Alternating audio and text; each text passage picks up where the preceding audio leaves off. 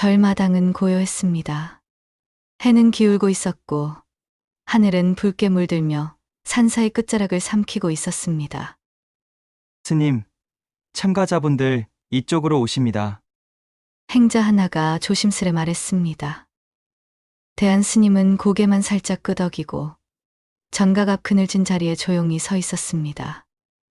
템플스테이 첫날, 단체 예불과 바로 공연이 끝나고 마지막 일정인 차단 명상을 진행할 시간이었습니다. 매번 비슷한 순서, 익숙한 흐름, 그날도 마음은 평소처럼 잔잔했습니다. 하지만 단 하나가 달랐습니다. 멀리서 또각또각 한 사람의 걸음이 유독 선명하게 고막을 울리듯 다가오고 있었습니다. 스님은 무심하게 고개를 돌렸습니다. 그리고 그 순간 시간이 걸음을 멈췄습니다. 고요나. 흰 셔츠에 베이지색 바지, 단정한 차림이었지만 어디서도 본 적 없는 기색. 그 눈빛엔 무언가를 말하고 있는 듯한 깊은 울림이 있었습니다. 도무지 처음 본 사람이라고 믿기 힘들 정도로 익숙했습니다. 스님의 가슴 깊은 곳에서 무언가가 무너져 내리기 시작했습니다.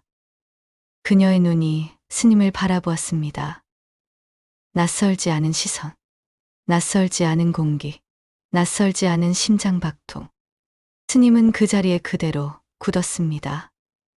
순간 수천 개의 꽃잎이 한순간에 터지는 듯한 환영이 눈앞을 스쳤습니다. 웃고 있는 그녀의 얼굴, 울고 있는 그녀의 뒷모습, 입술이 닿던 그 찰나의 온기. 그건 환상이 아니라 기억이었습니다. 전생에 지워지지 않고 남아있던 어쩌면 아직 끝나지 않은 이야기. 그녀는 스님에게서 천천히 시선을 거두고 옆 사람에게 자리를 물었습니다. 겉으로는 아무렇지 않은 얼굴이었지만 방금 전 그 눈빛엔 분명 뭔가 알 수 없는 떨림이 있었습니다. 스님은 두 손을 가지런히 모은 채 자리에 앉았습니다. 하지만 이미 마음속 깊은 곳에서 무언가가 움직이고 있었습니다. 그녀였습니다. 수천 겁을 지나 지금 다시 눈앞에 나타난 전생의 연인 고유나 그녀였습니다. 그날 밤 산속 절은 바람마저 숨을 죽이고 있었고 대웅전의 등불만이 은은하게 흔들리고 있었습니다. 대한 스님은 작은 암자 마루에 홀로 앉아 있었습니다. 촛불 앞에서 그는 묵주알을 한 알 한 알 정성스럽게 돌리고 있었습니다. 입에선 경전이 흘러나왔지만 그의 마음은 이미 독경을 떠나 있었습니다. 오늘 그녀를 본 순간부터 평온했던 심연이 일렁이기 시작했습니다. 그 익숙한 눈빛, 그 미세한 숨결, 스님은 그것들을 부정하고 싶었습니다. 아닙니다. 그럴 리 없습니다. 입술 사이로 조용히 중얼이며 고개를 숙였지만 그의 가슴 속에서는 멈췄던 시간들이 조용히 그러나 확실하게 다시 흐르기 시작하고 있었습니다. 그녀는 분명 전생의 연인이었습니다. 그때였습니다. 누군가 나무 계단을 조심스럽게 오르는 소리가 들렸습니다. 스님은 눈을 감은 채 조용히 물었습니다. 누구십니까? 잠시의 정적 끝에 아주 낮은 목소리가 들려왔습니다. 저 고윤아예요. 스님의 심장이 잠시 멎는 듯 했습니다. 저 혹시 여기서 잠깐 이야기 나눠도 될까요? 그녀의 목소리는 조심스럽고 또 낯익었습니다. 스님은 한 박자 늦게 눈을 뜨고 고개를 들었습니다. 달빛 아래 선 그녀의 얼굴은 낮보다 맑았고 무엇보다 가까웠습니다. 가까이서 마주한 그 눈빛엔 설명할 수 없는 떨림과 슬픔이 함께 머물러 있었습니다. 제가 오늘 이상한 느낌이 들었어요. 그녀는 숨을 고르며 말을 이었습니다. 오늘 스님을 처음 뵀는데 어디선가 아는 사람 같았어요. 언제 봤는지는 모르겠는데 이상하리만치 낯설지가 않아서요. 스님은 미동도 없이 듣고 있었습니다. 하지만 그 마음속은 조용히 부서지고 있었습니다. 그녀는 말하고 있었습니다. 지금 이 감정이 단순한 착각이나 우연이 아니라는 것을.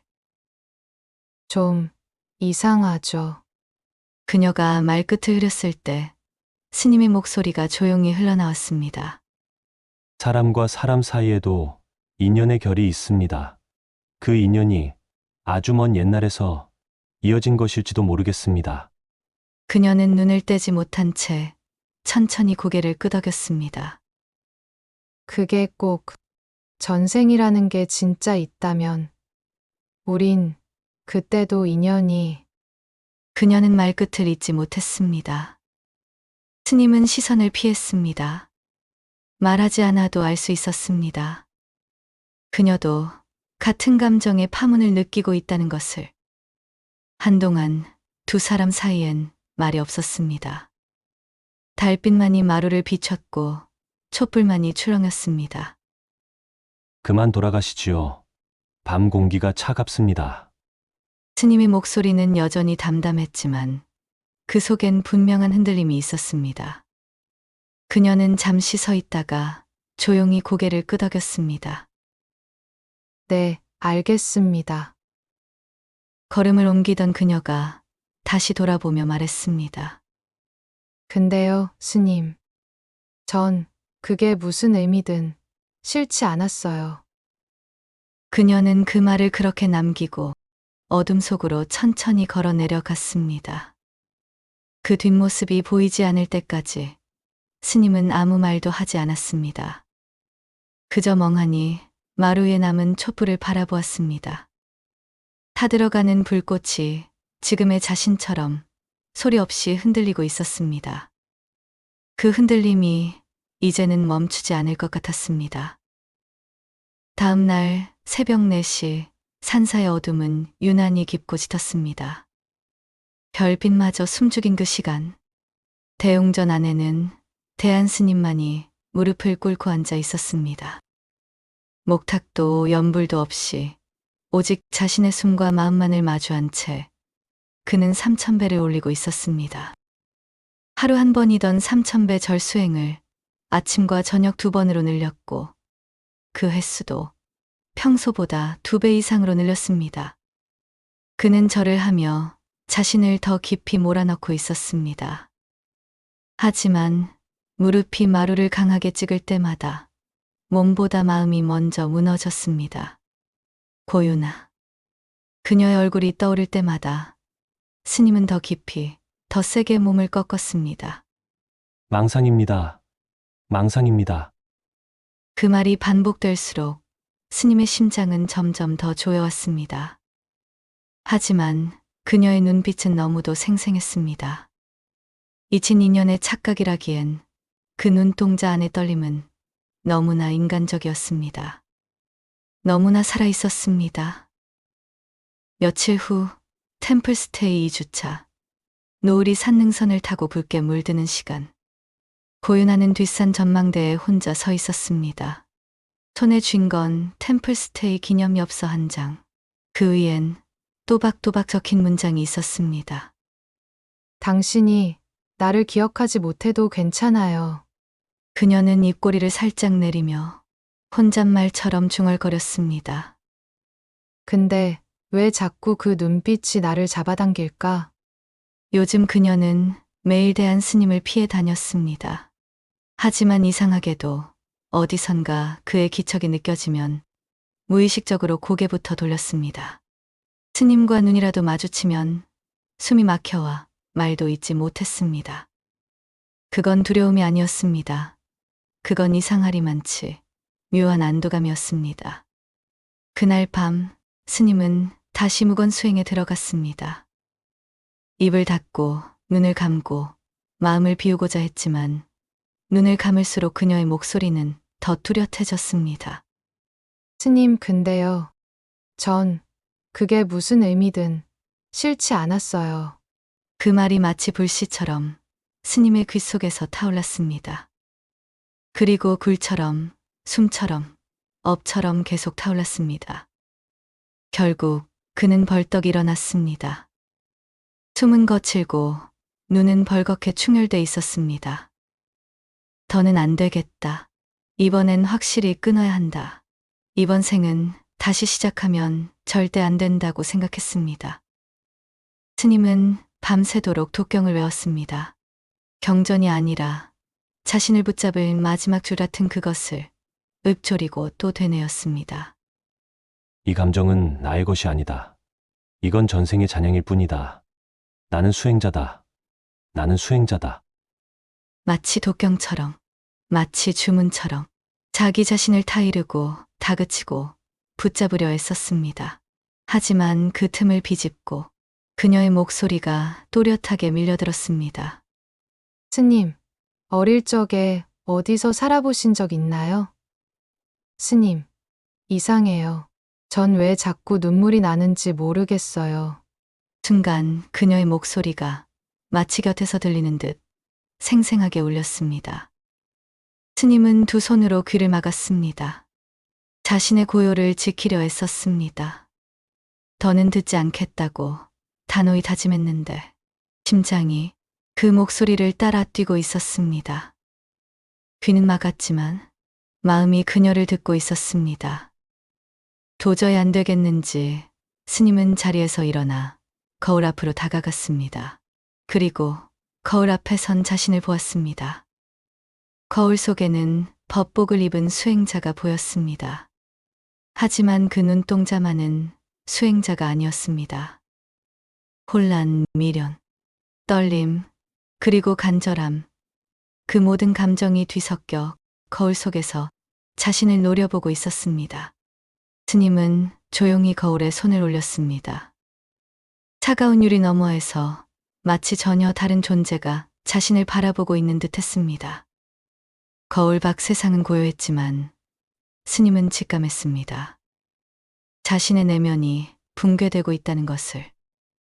사건은 비 오는 다음 날 일어났습니다. 잔잔한 빗줄기는 절 뒤편 산길까지 적시고 있었고 그 물기 머금은 숲은 어떤 운명을 기다리는 듯 숨을 죽이고 있었습니다. 대한 스님은 그날 이상하게 마음이 가라앉지 않았습니다. 언뜻 보기엔 평온했지만 기도 중에도 염주를 돌리는 숨끝에서도 무언가가 어긋났다는 직감이 가슴 깊은 곳에서 조용히 울리고 있었습니다. 그리고 마침내 노스님이 다가와 조심스레 입을 열었습니다. 유나라는 처자가 아직 숙소로 돌아오질 않았다고 하더구나. 그 말에 대한 스님의 눈빛이 순간적으로 흔들렸습니다. 그는 삿갓도 챙기지 않은 채 절을 뛰쳐나갔습니다. 절 뒤편 빗물 고인 산길을 따라 정신없이 달렸습니다.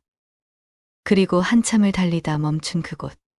진창 위에 주저앉아 있는 한 여인을 발견했습니다. 고윤아? 그녀는 놀란 듯 고개를 들었습니다. 왼쪽 발목을 부여잡고 어딘가 아파 보이는 얼굴이었습니다. 하지만 그보다 먼저 그녀의 눈속 깊은 안쪽에서 떨림이 전해졌습니다. 발을 삐었어요. 걷질 못하겠어요. 그녀는 어색하게 웃으며 말했습니다. 그 웃음 속엔 당황과 안도, 그리고 설명할 수 없는 무언가로 얽혀 있었습니다. 스님은 말없이 무릎을 꿇고 앉아 그녀의 발목을 살폈습니다. 그리고 조심스레, 아주 조심스레 자신의 어깨를 내밀었습니다. 여기 기대십시오. 잠시 망설이던 그녀의 손이 그의 팔을 붙잡는 순간 스님의 숨이 멎었습니다. 살갗을 타고 전해지는 체온, 한기와 열기가 동시에 번져왔고 세상은 그 순간 정적에 휩싸였습니다. 비도, 바람도, 나무 사이의 숨소리도 사라졌습니다. 단지 한 사람, 그녀의 체온만이 생생하게 남아 있었습니다.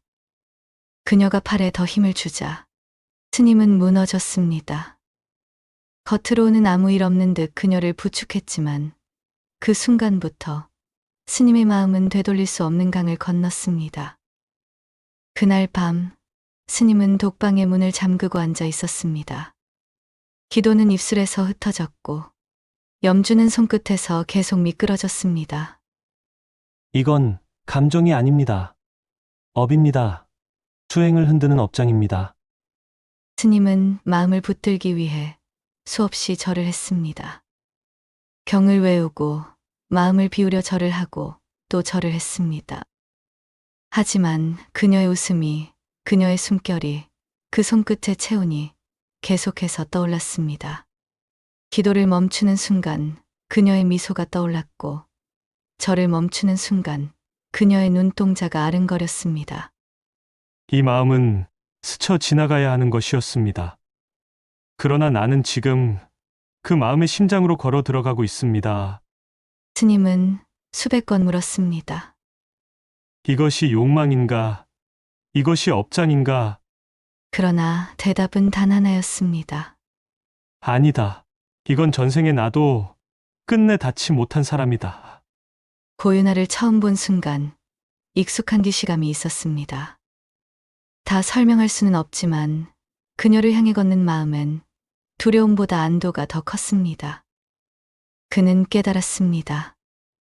수행이란 사랑을 끊는 것이 아니라 사랑을 살아내는 길이라는 걸. 대한 스님은 마침내 자리에서 일어났습니다. 그리고 법복의 매듭을 천천히 풀었습니다. 손끝이 살짝 떨렸지만 스님의 눈은 더 이상 흔들리지 않았습니다. 저는 진리를 찾고자 이 길에 들었습니다. 그런데 진실은 지금 그녀라는 이름으로 저를 마주하고 있습니다. 그는 스스로의 법복을 독방 한가운데 단정히 내려놓았습니다. 그것은 파괴이자 또 다른 출가였습니다. 사랑을 향한 출가, 그녀라는 생을 온전히 살아보기 위한 완전한 투신이었습니다. 그리고 다음 날 절에는 조용한 소문이 돌았습니다. 대한 스님이 사라졌대요. 스님 방에는 법복만이 남아 있었고 누구도 그의 뒷모습을 본 사람은 없었습니다. 한편 템플스테이 마지막 날 절 입구 벤치에 앉아 있는 고윤아, 여행 가방 옆에 앉은 그녀는 자꾸만 입구를 바라보았습니다. 그리고 그 순간 검은 슬랙스와 흰 셔츠 차림, 아직 삭발 자국이 선명한 남자가 천천히 그녀 앞으로 걸어오고 있었습니다. 무건으로 내딛는 발걸음, 진심만이 묻어나는 눈빛. 그는 더 이상 스님이 아닌 자연인 지연우였습니다. 지금 가면 후회할 수도 있어요. 그녀가 조용히 말하자 그는 부드럽게 웃었습니다. 그래도 갑니다. 그대와 함께 살아보겠습니다. 그 말에 그녀는 눈시울을 붉히며 고개를 끄덕였습니다. 그리고 두 사람은 말없이 저를 떠났습니다. 그 누구도 그들을 붙잡지 않았습니다. 그 누구도 그들을 막지 않았습니다. 다만 대웅전 앞에 선 노스님만이 조용히 말했습니다. 대안아, 아니, 지연우야. 네가 가는 길이 진실이라면 그 길에서 괴로움마저 사랑하거라. 결혼식은 아주 조용하게 치러졌습니다. 하객도 음악도 웨딩홀도 없었습니다. 작은 마을 회관에서 두 사람은 마주 앉아 서로의 손을 맞잡았습니다. 그날 그녀는 청초한 흰색 원피스를 입었고 그는 단정한 셔츠에 옅은 회색 수트를 입었습니다. 그리고 그들을 축복해준 단 한 사람. 절에서 내려온 노스님이 조용히 말했습니다. 두 사람이 만난 건 전생의 인연입니다. 이제는 이 생에서 서로를 경전 삼아 배우십시오. 그날 밤 현우는 유나의 손을 꼭 잡은 채 말없이 긴 숨을 들이켰습니다. 무섭지 않으셨어요? 유나가 속삭이듯 물었습니다. 무서웠죠. 모든 걸 버렸으니까요.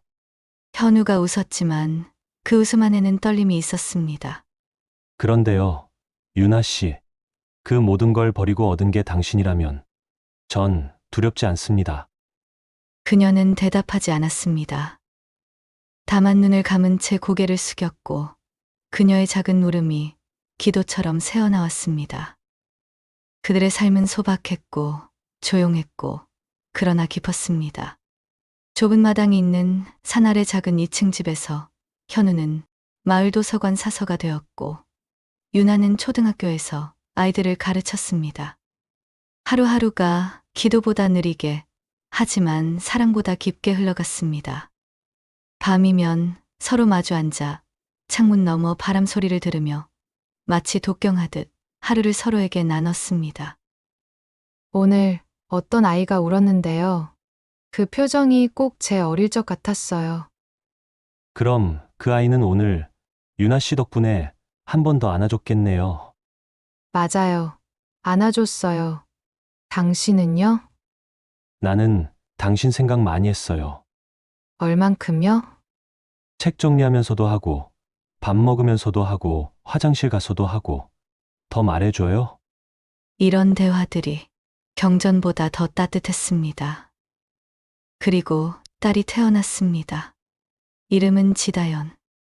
현우와 유나 사이에서 피어난 작지만 단단한 연꽃이었습니다. 현우는 기저귀를 갈며 무릎을 꿇었고 유나는 이유식을 만들며 밤을 새웠습니다. 싸움도 있었습니다. 지친 날엔 말 한마디가 벼락처럼 내리꽂혔고 그 말들이 때로는 멍처럼 오래 남기도 했습니다. 하지만 그럴 때마다 현우는 먼저 숨을 고르며 말했습니다. 지금은 화가 나니까 우리 조금 있다가 다시 얘기해요. 그 말은 나는 당신을 포기하지 않겠다라는 또 다른 말이었습니다. 세월이 흘러 다연은 대학에 갔고 다시 둘만 남았습니다. 비 오는 날엔 절 뒷길을 함께 걸었고 맑은 날엔 산기슭에 나란히 앉아 말없이 바람을 들었습니다. 여기였어요. 기억나요? 당연하죠. 비가 내렸고 내 마음도 그날 그렇게 쏟아졌었죠. 그리고 어느 날 유나가 아팠습니다. 칠순이 되던 해 그녀는 천천히 병상에 눕게 되었습니다. 현우는 매일 병실을 찾았습니다. 그녀의 손을 잡고 말없이 불경을 읊었고 그녀가 숨을 쉴 때마다 함께 숨을 쉬었습니다. 어느 오후 늦은 봄비가 내리던 날 우리 잘 살았지? 유나가 마지막으로 속삭였습니다. 맞아요. 그대 덕분에 나는 모든 생이 축복이었습니다. 그녀는 조용히 눈을 감았습니다. 마지막 숨마저 마치 기도처럼 고요했습니다. 그녀가 떠난 뒤 지연우는 다시 절로 돌아갔습니다. 그가 떠났던 산사. 채속을 등에 진 채 내려갔던 그 길을 이제는 무릎을 끌어안은 채 천천히 올라갔습니다. 그곳은 한치도 변하지 않은 얼굴로 그를 기다리고 있었습니다. 그는 고윤아의 위패를 대웅전 가장 안쪽에 모셨습니다. 그리고 정진은 시작되었습니다. 밤이면 그는 촛불 하나 켜고 대웅전에 앉았습니다.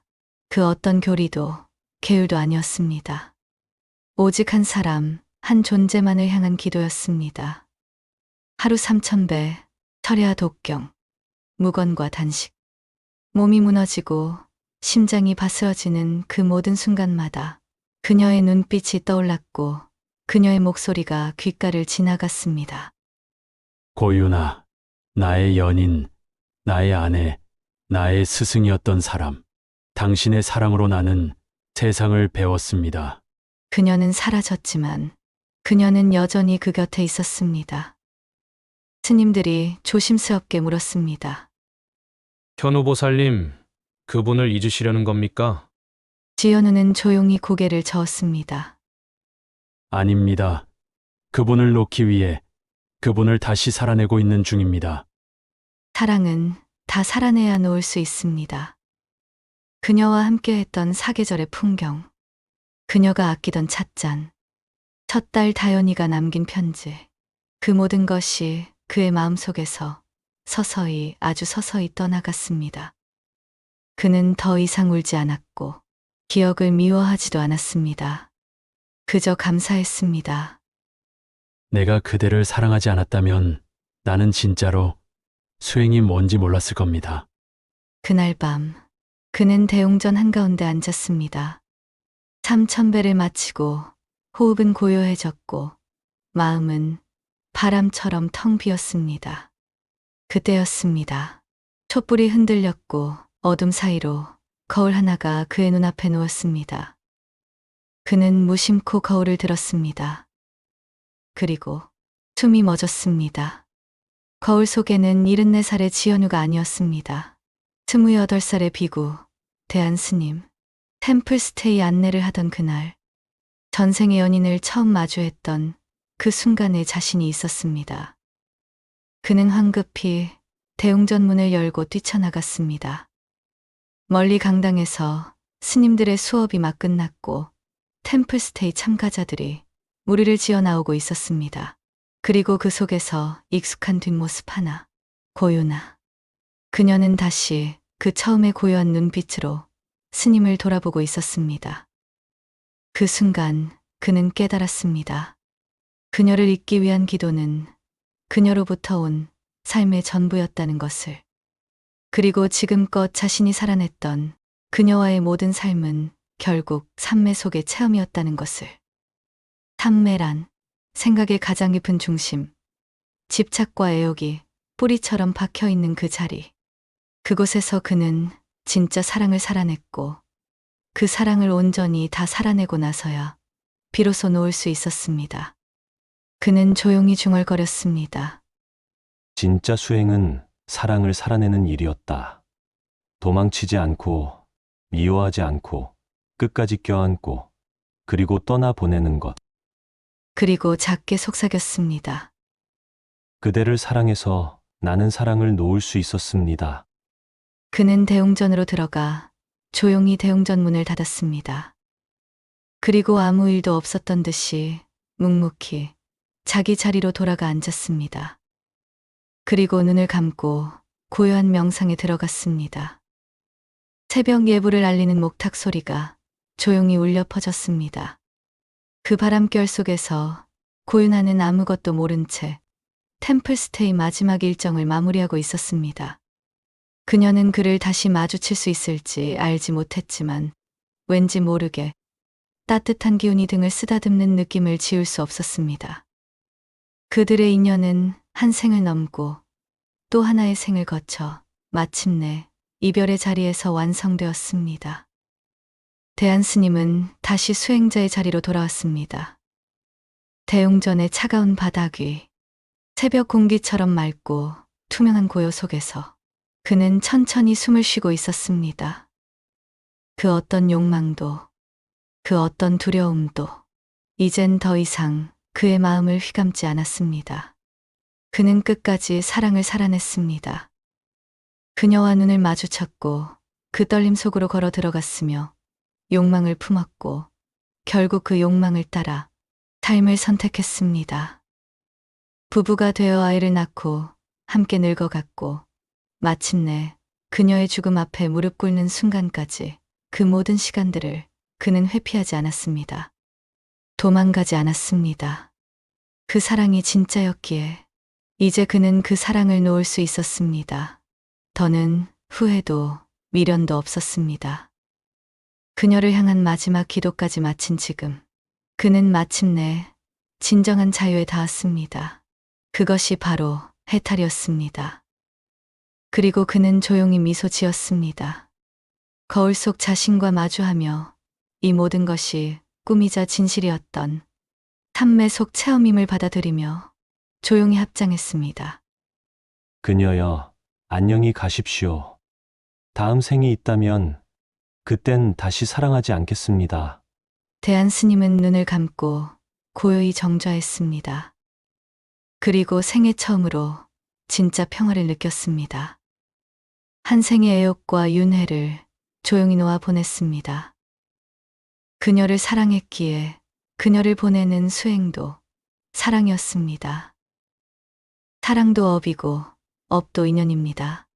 그 인연을 놓을 수 있을 때 비로소 우리는 자유로워질 수 있습니다. 사랑을 살아내고 있는 당신에게 이 이야기를 바칩니다. 감사합니다.